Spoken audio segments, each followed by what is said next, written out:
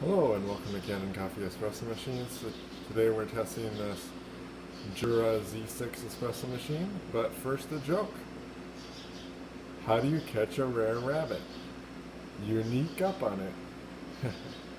Okay, back to the video. So we did a tune-up on this machine, and let's see.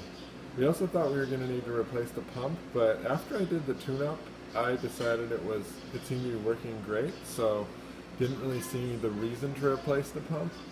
And the machine was pretty dirty. Yeah, so that was the core issue.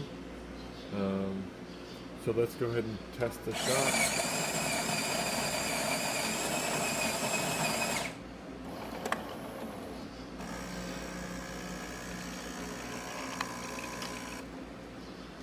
The infusion.